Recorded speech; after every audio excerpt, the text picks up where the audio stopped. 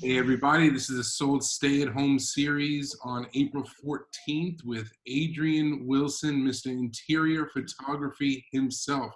How are you, Adrian? Vandalism. Vandalism. We'll talk about that for sure. How are you? I'm good. Yeah, I feel like you get all these criminals. I'm not saying Nazis, but criminals who kind of run off to South America or Central America and hide with the Sandinista rebels. I'm not exactly slumming it in the jungle, but I feel I've escaped the freaking pandemic Nazi invasion of that fucking horrible virus. So yeah, I'm down here, down in Mexico. Now you're in Mexico City. Yeah. Now, what's it like down there? How is the government handling it? How is the public response? How are you doing? Catch us up. So number one, we've got like a Trump kind of character president. It's probably worse than Trump, in many ways. Every administration here is linked to the narcos, all of them. They have to do deals to get in and, rise from being a small politician to the mayor to be the president, whatever. So they're all in the pockets of the narcos.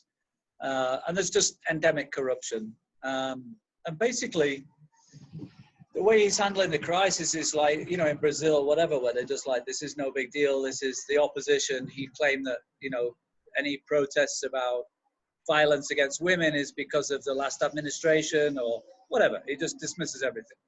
So we're kind of, I think we're at stage 2. We're obviously, it's going to get really bad here because, I mean, it's not, I think there's, in India, they've done the lockdown, and then when it's hit a slum, they've isolated those people in the slums. Now we've got obviously 20 million people in Mexico City, and there's people that their choice is starve to death or catch coronavirus. Who's selling like tortillas on the street or whatever, and they're all dealing in cash. They have no choice. Quarantine is a luxury for many. So the big fear is once it gets into the slums, really. Now the only thing is that, and it sounds a horrible thing to say, but I included. Use bleach, whatever. I'm not like a super clean, germaphobe. But normal Western people, middle class people, working class people, whatever, we clean the house. We protect ourselves from germs. You have all the vacuum cleaners and all that kind of stuff. Whereas you're in a slum, you're kind of. When I first came here, I got ill a lot, and now I don't at all. So I feel like I built up some kind of immunity. My immune system is used to some of the freaking horrible rampant crap here because it's just got used to it. So hopefully, the people in the slum have some more kind of stronger resistance to a virus than people like us who've kind of like sheltered ourselves from any invading bacteria. Now, like if you see a rat in New York, that's walking down the street and eats, food that we would never touch and, scrambles around with urine and whatever, that's because it's done that its whole life. If you got a pet rat and had it in a cage and then released it onto Ludlow Street in Lower East Side, it'd probably die of food poisoning in about 20 minutes. So I'm not comparing people to rats, but I'm just saying, if you've got a whole lifetime and genetics where you've been, exposed to a lot of horrible things, it's always confused me how when the Spanish mainly came to Mexico, there's a lot of indigenous people here. It's a really amazing mix of indigenous and Spanish culture, colonial culture. Now, you wonder, because you go, okay, well, Native Americans, 95% of them got wiped out by diseases. And it's the same diseases that were brought to Mexico, and it didn't wipe them all out. So they call it, what's it called, Inca genetics or whatever. There's some kind of thing where they feel that Mexicans have some stronger genetic protection against invaded viruses. So that's the situation in Mexico. The politicians are terrible. AMLO, he's called. he ordered a lockdown, said everyone should stay in, etc.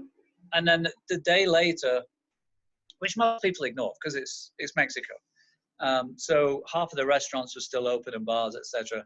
And the day after that, he went to visit the town where El Chapo's from and met his 95-year-old mother and shook her hand. So there's a prime example of, now everyone goes, that's freaking horrific. It's absolutely terrible. But the fact is, the biggest fear of all the Mexicans I know here is violence and unrest. Of the fact that narcos, every bad actor, whether it's politics or criminals or whatever, drug dealers, whatever, take advantage. Oh, we got a band playing in the background. Take advantage of a situation. There you go. You could get more Mexican. That's all right. It's kind of cool, right? So basically, I think AMLO went there to say, hey, guys, just don't start, trying to take advantage of this vacuum in any kind of, policing or whatever to further, your gangster facility, stuff. Well, for instance, I have a nice apartment here, it's in Mexico City, it's not super flash. There was all this banging at 4 o'clock on Friday night. Somebody trying to get in some apartment, whatever. We have no security on the door. We called 911 5 times. Nobody answered. Oof. I spoke to Mexicans. I'm like, what the fuck? And they said, no. Best thing is get your local police on your WhatsApp because they don't answer 911. What the fuck? Wow. So this is why people are more scared really of somebody like me. I'm a target. I'm somebody from New York. Like, I don't tell people I'm from New York here. I say I'm English. I'm from England. I don't tell them I came from New York a month ago. I've been self-quarantining. I don't have coronavirus. But the last thing I want is to get dragged out on the street and accused of bringing coronavirus into the neighborhood. Sure. There's nurses having bleach thrown on them and beaten up and thrown out of their apartments. So really, violence is the thing that worries me. I'm not paranoid or whatever about it, but I have to be careful. I am now a target minority who, quite understandably, people could take out their fears on. So yeah, welcome to Mexico. Yeah. It's still better than being stranded in New Jersey. It's sunny. Little different than Hoboken, huh? Well, the thing is, so I have 2 kids, grown-up kids. One lives in Astoria, one lives in Manhattan. And the fact is, I couldn't even go and see my kids. Living in Jersey, I might as well be 2,000 miles away. In the sun, I have some work here. My fiance lives here, so I don't want to sound it like I abandoned New York. But there's logically, what would I do sitting in, my little apartment in Montclair on my own? As worried about my kids and my fiance as if it was here where she has asthma, I can, take care of her and, whatever, and get in trouble and whatever. Now So I don't know if that answered all your questions, but that's kind of the thing is, it's sunny, but there's impending doom. And there's unpreparedness. And you can't call 911. Yeah, and there's no, there's like no hospital services. There's no, it's I would say, it's like going to Alabama and all that, where there's just poor people and no facilities and that. It's kind of like that, only probably worse. I will not quote you on that last part, but yeah, I hear where you're coming from. Let's talk about I Protect Me. I love it. Sorry? Oh, yeah. So I feel when I do street art, there are several stages to street art that I believe. Firstly, there's just the idea. The idea comes to your head, right? And lots of people have ideas. And the great thing with street artists is they get a canvas or they go out with a spray can or a roller or a wheat paste and they make that idea. First they make it and then they get it out on the streets. So you have an idea, but you then manifest it. And you put it on the street and you probably take a picture of it, post it. You hope others take a picture of it, post it. And you kind of hope it goes on Instagram so more people get to see your idea, etc. ideally it goes super viral, and lots of people see your idea. So those are the 4 stages: is the idea, the manifestation, the creation of it, there's the putting it on the street, and then there's the photography, and which then leads to the publicity about it, so more people can enjoy your art. Now, only one of those things has been taken away, and that's the manifestation of it. So somebody sent me a picture of a boarded up building in Soho. It was Louis Vuitton, because obviously scared of, rioters or whatever. Mm-hmm. So I went on Photoshop and just spray painted over it with Photoshop, "We want food, not your bags." And and posted it on my Instagram, and it, went all over the place. Now that conveyed the same message. Mm-hmm. Now, you could get somebody and go, "Oh, you didn't do it for real. You're not like a genuine person. It's fake, whatever." The thing I would say to them is, you're going to do it. It's better than not doing it.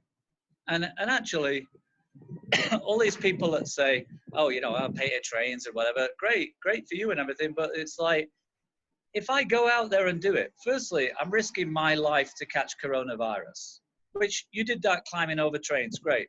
Number 2, I'm risking the policeman's life by dealing with me instead of dealing with somebody who might have coronavirus and taking me away and putting me in a cell and all that. It's just a complete, at this time, it's just a complete waste of resources, of putting people in danger, etc., etc. So at this time, I think we've all got a free pass to find ways around what we would have done for real. And hey, you can go back and do it for real once the thing comes down or whatever. So my ideas still flow, and I still do them, but it may or may not actually be a real thing. And the fact is, everyone uses an Instagram filter. Everyone picks a certain angle where you can't see the tree in front of it or whatever. There's always some tiny amount of manipulation anyway of what the real thing is. I have no problem with you being Photoshop creative while you can't get out there and do it yourself. I've seen you do it yourself. I'm not worried about that. So I just really was, playing around with different ideas, and the eye mask New York was just, one of those where it was, obviously it's the biggest icon. I love New York. We've all used it in some kind of way. I don't like stealing ideas, but there's some things where you just, and I'm not being a hypocrite here, I don't think, but there's some things that are just, hey, other people have used spray paint. Because I'm using spray paint isn't wrong. So I did contact Milton Glazer's studio and say, "Hey, I did this. Is, are you cool with that? Whatever." There was no reply, but, whatever. So, and I did change quite a lot of it, which is a quarter, which is the image. And really, it was something that if people found offensive, they would let me know and I would pull it. But it kind of resonated. It was a way of saying, like, it wasn't just about the medical thing. It was a way of portraying visually what we're all trying to do. So no matter you're giving somebody CPR or putting them on a ventilator to help prevent the pandemic or save people's lives, literally just putting a mask on instead of going out and, gloves and stuff like that is helping the community. It's a community thing. So I felt that mask was like, it's kind of the icon of it's the icon of the pandemic, really, is the mask. I agree. So yeah, using a spray can icon or whatever. So yeah, that was just my way of I don't know, I just post things that people, like, I can admit it now, I'm an American. I couldn't admit it before because we'll get arrested, but obviously, everyone in the community knows I did the David Bowie thing, and that gave people a way to commemorate the death of David Bowie. I did the Aretha Franklin subway thing. All of these things are a way for somebody to go, "Oh yeah, this is a way I can express myself." Lots of people, there's death around me. I mean, Nic 707, I was just depressed yesterday. But we're still all doing memes, right?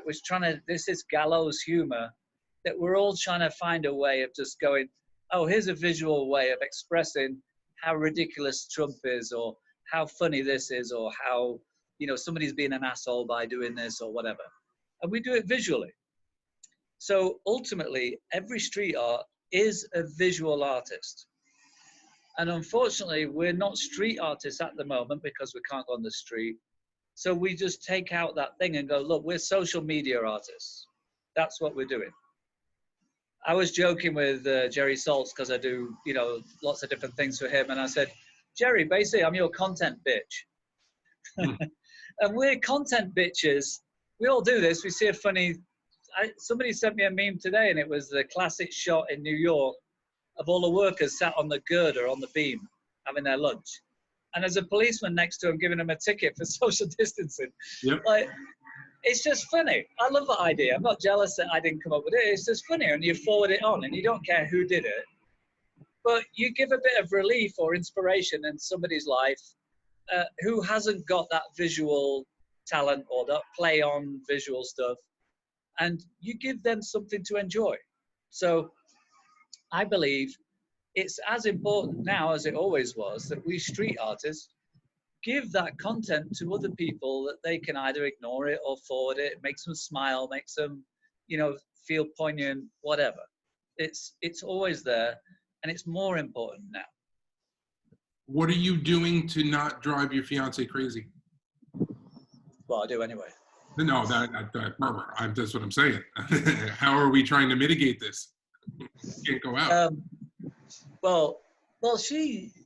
I have two nicknames with my friends. One is Annoying Genius. So they kind of go together, right? So you know that, like, you know, just, you know, it's like somebody who's a comedian. They're going to say the odd joke that's inappropriate now and again, but generally 80% of the time they're funny, and 20% of the time they're inappropriate. That's just goes with the territory of creative people, right? Whatever you are, you know. So, but she calls me a wizard because she said, like, you know, you make things happen. You just do it. You have an idea and you make it happen. And a lot of people don't. And so she basically understands who I am. And I think we all get, as artists, say if you're a nurse, you're a doctor, you'll get a lot of credit because of the other things you're doing in your life. You could be a raving racist, or, you know, really annoying, or have terrible bad breath, but the guy's freaking treating you. You don't care. He's saving your life. Like, so obviously nobody goes out of their way to be annoying. She knows that, like, we're not twats. But, you know, this is my thing. I don't know if you can read that. Look. Yeah. Structural vandalism, that's what it is, which could mean a joke, or it could mean, like, poking fun at a president, or it could mean, you know, anything. It's not confined to any particular thing. It's an attitude. And our attitude, well, my attitude is the way my art is trying to encourage people to think, or try and, you know, get people to smile or whatever, provoke something, and not usually. Before you left, I'm sorry, go ahead. So I think, you know, because my goal is something that's okay. Like yesterday, I went out and painted a billboard for Nick. And, you know, the look on my fiance's face, because if I get arrested in Mexico City, I'm fucked completely. I mean, I took 500 pesos with me and hid my phone because basically they just want cash, and I didn't want to lose my phone. But I'm like, but I've got to do it. And she understands it. You know, anyone we pair up with kind of understands us, right? Mm-hmm. We didn't become a street artist or a annoying genius after they dated us. It was kind of, it was on our resume. So it's her fault. Sorry? It's her fault. If you're No, to be honest with you, the thing she was pissed off about was I used to play poker, just friendly game every Tuesday, and then it's become this online thing that we get on Zoom and play online, and it's like 50 cents or, you know, whatever. But I was playing till 5 a.m, you know, and we're all chatting, and she's trying to sleep. I get it. That's the kind of annoying thing. So I've quit. That's not because she's a nagging fiance. That's because I shouldn't be fucking playing poker till 5 in the morning. I agree. Now, all right. So before we start wrapping things up, I want to hear your best Nic 707 story. Well, I was chatting with a few different people, and I think the first time I met Nic was at when we did the show at Basquiat's former studio at 57 Great Jones Street, and he came in, and everyone knows Nic. He talks a lot. Like he's unbound in energy, and it can be a bit annoying when you're all trying to whatever. But he had this heart of gold, and I was there with all these writers, Al Diaz, all these people from the 70s, the original writers, and you know what? He treated me exactly the same as everybody else there. And I'm not trying to be, I write Hot 110 because I know I'm the ultimate toy. I might as well just fucking own it. People think I was around in the 70s because I write Hot 110. And he knows I'm a nobody, whatever. But he treated me like everybody else. Now, I could tell you all different stories of this, that, and the other. But anyone, the first time they meet you, treats you the same as everyone else in the room, that's a rare thing. And really, that's how it started, and that's how it's always been. So he was super nice, generous, smiling. He never heard a bad word about him. Apparently he called me a twat, but I never heard it. He just told my fiance, how do you live with that twat? But no, I'm joking. But yeah, he was and just his enthusiasm for the art form and the history and everything. He wasn't a history buff like some of them are. He wasn't, hey, I need to get up, I need to be famous. He was just Fred, and I only just really found out his whole history of his dad being heavyweight boxer and fighting Muhammad Ali and all that kind of stuff. And you think, okay, I'm not saying he was necessarily a bad person, but obviously growing up with a heavyweight boxer as a father in those days, and then moving to the Bronx. But then, 60 years later, being the most happy-go-lucky, smiley person. Oh, look, I guess somebody called 911. It, says something about the personality that it probably wasn't anything. His personality is his personality. It's not to do with his upbringing, or his surroundings. Because obviously, anyone who grows up like that had a tough upbringing, I think. So yeah, it was just sad because, he was just a nice guy. I agree. One of the nicest guys around, always friendly, always smiling, always grabbing me by the neck, and taking me and laughing and stuff like that. Just a good. You know City Kitty, right? Of course. He's like he's like the nicest guy in wheat paste, which, sounds like a fetish. Maybe that should be his Instagram way of making money, or like an Instagram live porn channel. Hey, listen, those cats might look good in BDSM gear. You never know. Sorry? Those cats that he draws, they might look cute with BDSM gear. Right, exactly. But yeah, he's somebody that, and I'm not judging, there's not a scale of whatever, but there's some people in the street art world that you look at their art and you go, fuck, that's really freaking amazing. But then you meet them and maybe their personality doesn't match their art, and it kind of takes away a little bit. And there's some people who, even if their art is nothing special about it, they're so nice, you're like, oh, well, I really want to help them. And, that's kind of life, I suppose, isn't it? But yeah. But so, right. Nic was one of those. Sure was. He'll be missed, and I'm actually looking forward to seeing what the community does for him in terms of murals or pieces or something like that when they can get back out there. And it is frustrating, I think. It's frustrating that we can't. I mean, I did my bit, whatever. It was a nothing thing, but it's frustrating that we're all kind of trapped in this thing. As I say, this period is just a digital-only period, isn't it? People post their videos and pictures on social media, and that's it. And as you say, I hope that, I don't know, maybe because those people, the original writers for sure, are in that age group, and also, you know, a lot do have health issues because of where they grew up or how they've lived their lives, whatever. And this isn't, you know, a judgment or whatever. It's just, you know, from my experience. Right. Those people are in the high risk group Mm-hmm. generally of you know, succumbing to this. So I could see, and there should be, some kind of memorial thing. And I think there will be memorials to all sorts of different people. You know, you see memorials in the Vietnam War and all this kind of stuff. Maybe it will become a conversation at some point. You know, there's the, you know, the down at 9/11 Ground Zero. You know, there's more people in New York just died than in 9/11. So I feel that there will be, and there definitely should be, a memorial to those that died from this pandemic. I think that modern life, to see those pits and those, you know, the mass graves being buried and feeling like they don't even have a gravestone and everything.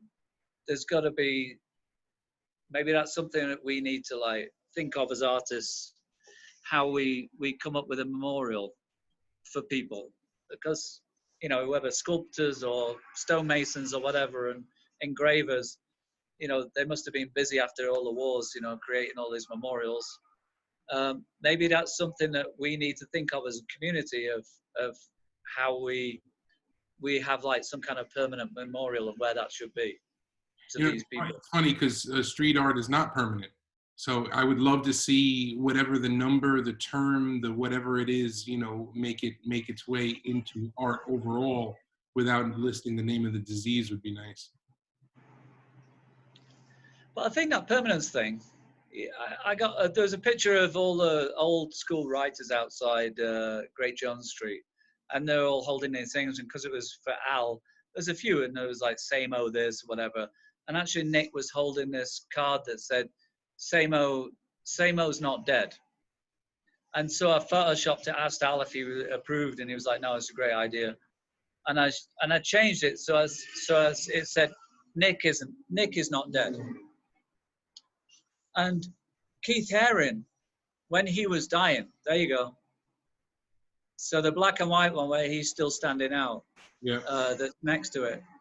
Keith Haring, because he had about a year to die, and he stopped being hedonistic and everything, and he did a famous piece of artwork where he's like this skeleton, and he's ejaculating on this plant, and it was a diptych, and on the next one, the plant is all grown up and flowering, and you know he's not there. And the point was that every artist, their life lives on through their art. They have an immortality. So yeah, I don't care. People say to me, oh, you write on trash, it's gone the next day. And I'm like, but if it's on trash for an hour, or if it's on the Bowery wall for a month, or if it's on the top of a bridge for 10 years, it doesn't fucking matter. You got that idea and you manifested it, it existed. And it's already better than somebody who had the idea and either didn't want to, too scared or whatever to do the idea. So to me, the time scale of how long the art exists, to me is completely irrelevant. You did it and it was there. And there's a record of it. You did the before you left, remember when bed bugs were the worst things we had to worry about? Yeah. Yeah. I love the giggle because that's just funny stuff. It's pithy, it's tongue in cheek, but it's also 100% true. Yeah, my other one that didn't take off, I was quite pleased with was, and this was after the lockdown. It said, "One flew over the cuckoo's nest," FLU. Nice. So yeah, that was. I got actually. Well, I didn't get in trouble, but I thought it was a bit iffy because somebody posted an Adam Fu piece, and I think it said, I can't remember what it was, again or something, or enough. That was it. It was a Adam Fu piece that said enough, and they used it as a, yeah, you know. And I was like, I put it on and said, yeah, a damn flu. and I just thought, yeah, thinking maybe it's inappropriate calling Adam Fu a damn flu. But, you know, being a dad, you know, with dad jokes, you know, a lot of my stuff, if I said it to my kids, it'd be a dad joke. If I write it on a mattress, it's suddenly a viral piece of art. So, you know, go figure. You never it's all about tell. context. That's right. You never can tell. But have fun. You know what? One thing, if I don't, yeah, you cough then. Oh, The one thing is, I guarantee I'm going to die laughing. I'm going down laughing. Like, fuck that. Like, if some virus takes me out, like, you know, I'll be pulling out the ventilator trying to play a Yazoo song on it or something. that's definitely why we wanted to chat with you, Adrian. I appreciate your time today. It looks like you're getting some sun out there. You're not doing too bad, but it sucks. I've got look, that's my fiance. Nice, very nice to meet you. I find she doesn't talk back much. It's good. Oh, that good and bad. But before I let you go, please let everyone know where they can find you on social media and where they can track your exploits. Plandalism, P-L-A-N-N-E-D, alism. Basically, because we all plan our vandalism, right? It's all planned. May not get permission, but we plan everything. People don't realize how much effort goes into doing any kind of street art, whether it's buying the paint, well, shouldn't say racking the paint, but from getting the paint, the idea, planning it, what should be, how big it is, standing on a bicycle, ladder, whatever. Everyone thinks you just appear there, do this thing on the wall and walk away. It's really like the last 20% of an idea. So plandalism is really to recognize there's a lot more goes into it than just walking around randomly with a spray can. Keep up the work, and we're all going to be back. We're all going to do what we're good at, which is expressing ourselves visually, making people smile, beautifying the city, which is what it'll need. And yeah, let's have a think about that memorial. I'm down. We'll cover it for sure. But just make sure my name's not fucking on it. Right. Well, stay alive. stay on that terrace. I will. All right, brother. All right. Great to see you. Thank you for your time today. And stay safe. Hopefully we'll see you back in New York soon. Yeah, definitely. All right. Take care, guys.